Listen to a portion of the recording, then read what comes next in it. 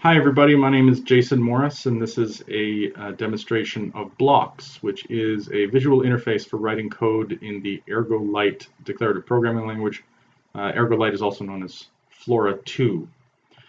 One of the potential uses of Blawx is as a user interface for sophisticated users to describe arbitrarily complicated fact scenarios and ask arbitrarily complicated questions, relying on rules that someone else has encoded. In this demonstration, the rules that have been encoded are the rules for questions 6 through 10 on the online practice LSAT exam.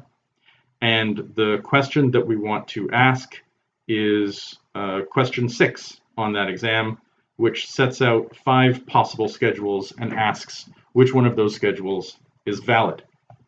The way that you would deal with this in Blawx is the interface would come preloaded with the categories that you need to be aware of, the objects that you need to be able to talk about, and the attributes that those objects and categories of objects have. For this particular question, what you would need to do is create a schedule object for each of the 5 options, and then ask Blawx which of those is correct. So for example, we can create an object called answer A. We can specify that object is a schedule. And you can see answer A is now in the list of known objects. That list automatically updates as you're going.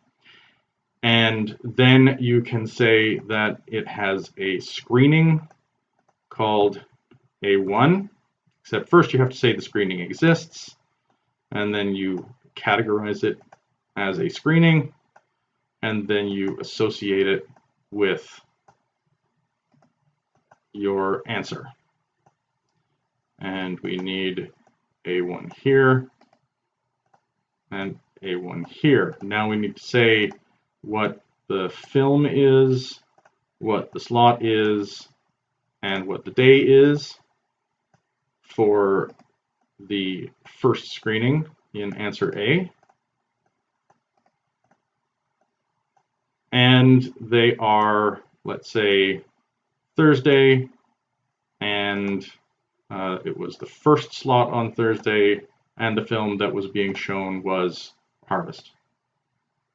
You can wrap all of this in a we know statement, and then if you've done that for all of the screenings, you can collapse this, turn it into one line, and do another one for the next possible answer, do another one for the next possible answer. I have done that already in this screen, and now it's possible to ask questions about it. So we grab a query and we say, is it true that something is in the category of schedule? And we don't really care what it is, we just want to know, is there anything out there that is a schedule? And so we include the variable A instead of referring to a specific object. And we run this, and it takes a little while, and the database will find that all 5 of the answers are schedules. And so to answer question 6, what we actually need to know is which, if any of them, is a valid schedule. So, and whichever is the valid schedule is also the correct answer. So our query is find everything in the database that is a valid schedule.